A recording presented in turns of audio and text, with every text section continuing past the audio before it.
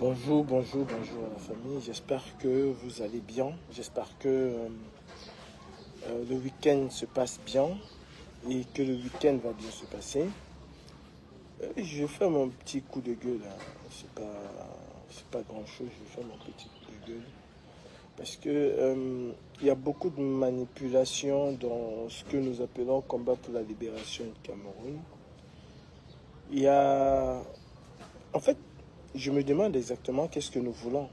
Qu'est-ce que nous cherchons? Quel est le but recherché dans cette lutte? Est-ce que il s'agit simplement de dénoncer Paul Biya?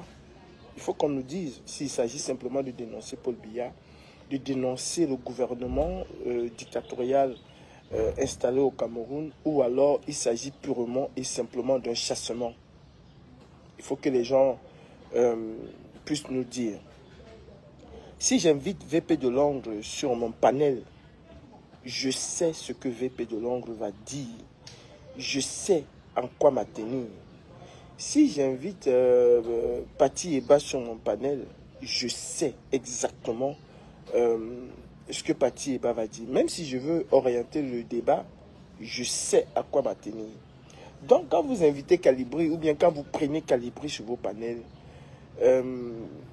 ça ne sert à rien de vouloir me jeter à la vindicte populaire. Je suis habitué. J'ai une carapace très solide par rapport à ça.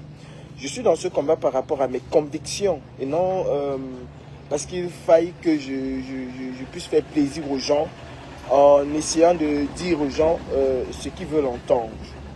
Nous sommes dans une logique du chassement et j'ai l'impression que beaucoup de personnes oublient que nous sommes dans une logique du chassement. Il ne s'agit pas ici de faire plaisir à Biya. Il ne s'agit pas ici de dénoncer des atrocités de ce régime dictatorial. Il s'agit purement et simplement de faire tomber ce régime-là. C'est l'option qui m'habite et qui m'anime depuis longtemps. Donc, je peux ne pas être partant pour une initiative que je trouve à la base bancale. C'est mon droit de trouver qu'une initiative, bien qu'elle peut être mise sur pied, mais les résultats escomptés ne seront pas au rendez-vous. Ici, le résultat escompté, c'est de faire sortir le peuple camerounais.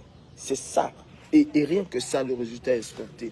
Donc, si les gens sont là parce qu'ils pensent qu'il va falloir faire plaisir aux gens, qu'il va falloir dire aux gens ce qu'ils veulent entendre, moi, c'est pas ma logique.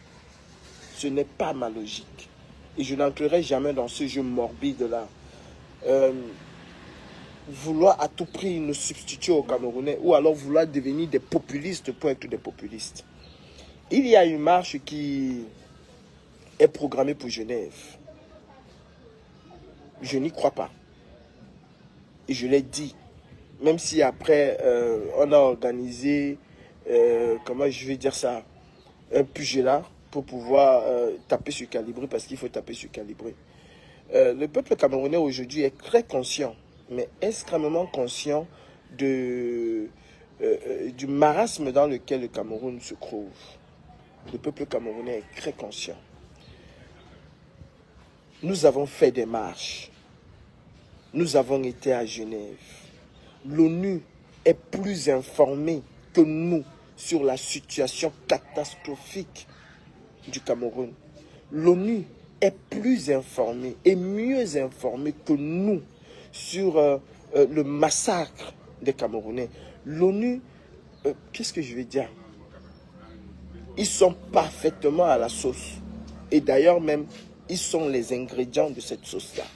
Donc ils savent ce qui se passe au Cameroun mieux que nous. Il n'y a pas quelque chose que nous allons aller faire là-bas qui ne va pas, qui va les surprendre. Il n'y a pas quelque chose qu'on va aller leur dire qui va leur surprendre. Il y a des mémorandums qui ont été remis à l'ONU. Il y a des rapports qui ont été remis. Il y a un certain nombre de choses qui ont été mises sur pied par rapport à cette ONU-là. Elle est complice du dictateur. Et si nous pensons que ce sont les autres qui vont venir nous aider, si nous pensons que ce sont les autres qui viendront faire en sorte que Biya puisse tomber de son piédestal, alors nous nous trompons. Moi, dans ma lutte, je dis ce que je pense. Et j'essaye autant que faire se peut de responsabiliser les Camerounais. Je ne me substitue pas aux Camerounais. J'ai fait ce que j'avais à faire. Et je n'ai plus rien à faire. Si oui, à apporter mon soutien. Si oui, à me lever au moment opportun, quand les Camerounais, eux, vont se lever. Nous sommes partis. Pourquoi je ne crois pas à ce qui va se passer à Genève? Parce que ce n'est pas la première fois. Parce que ce n'est pas la première fois que les Camerounais vont à Genève. Ce n'est pas la première fois. Combien avons-nous été à Genève? Nous sommes partis sur l'organisation des marches où nous étions 5000, où nous étions 4000, à nous retrouver finalement à 30. Et à aucun moment, on ne prend le temps de se poser la question, mais qu'est-ce qui s'est passé? Qu'est-ce qui n'a pas marché? Et du jour au lendemain, avec beaucoup d'insistance, les gens se lèvent toujours. Il y a une marche à Paris le 15. Vous vous retrouvez à 4, à 7, à 10, à 20, à 50. Il y a une marche à Paris le 25. Vous vous retrouvez à 3, à 4, à 5. On ne prend pas le temps de se poser la question, mais qu'est-ce qui n'a pas fonctionné? Pourquoi les gens ne nous suivent plus? Alors que jadis, les gens nous suivaient. Il fallait simplement qu'on dise qu'il y a une marche le 10. Et le 10, il y avait des milliers de personnes dans la rue. Il suffisait qu'on dise qu'il y a une marche le 15. On n'avait même pas besoin de beaucoup de tapage. Il y avait les gens qui sortaient. Il faut faire un constat. Nous avons détruit cette révolution. Nous l'avons détruite. Il faut le dire. Des gens se sont accaparés de la lutte pour des raisons personnelles, pour des visées personnelles. Soit, mais ils ont gâté la lutte. Nous tous, nous sommes comptables de cela. Il n'y a pas ici, je ne suis pas ici pour dire que les autres l'ont fait. Nous n'avons pas fait. Nous avons détruit cette lutte. Nous avons cassé le dynamisme des Camerounais pour le changement.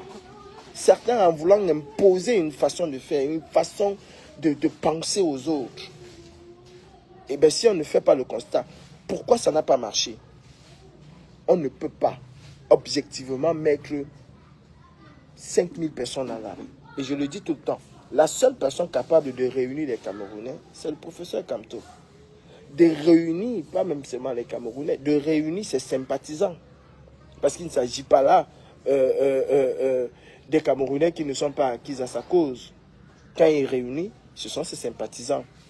Nous avons passé le temps plus à nous combattre, nous, entre nous, qu'à faire le véritable combat pour lequel nous avons dit que nous sommes sortis. C'est ce que nous avons passé le temps à faire. C'est un constat. Et tant qu'on n'a pas réglé ces choses-là, on ne peut pas faire sortir les Camerounais d'un claquement de doigts parce qu'ils ne veulent plus voir Paul Biya partir. On ne peut pas. On ne peut pas. Dans un moment, il faut arrêter. Qu'est-ce qu'on veut au final? Est-ce qu'on veut faire tomber Paul Biya ou alors est-ce qu'on veut l'accompagner? Parce que tout est clair ici. Tout est clair. Il faut être simplement de mauvaise foi. Tout est clair. Que Paul Biya n'a pas organisé son élection de 2025, du 12 octobre, pour perdre cette élection. On se prépare comment? En allant marcher à Genève, qu'est-ce qu'on met sur pied? En tapant les casseroles au Cameroun, il n'y a rien qui est sorti là, qui va sortir là, qui n'a pas déjà été proposé aux Camerounais. Il faut mettre les Camerounais face à leurs responsabilités. Les Camerounais sont pour la plupart des poules mouillées. Ceux qui veulent même le changement sont pour la plupart des poules mouillées. Et il faut le dire. Il ne faut pas avoir peur de le dire. Il ne faut pas avoir peur de dire. Parce que, oh, on va faire des panels, on va t'insulter, on va faire ceci. C'est la première insulte ou ce serait la dernière? Non, ce ne serait pas la première, ce ne serait pas la dernière. Moi, je suis dans une logique révolutionnaire. Je suis dans une logique du chassement. Attendez même, je coupe ça sur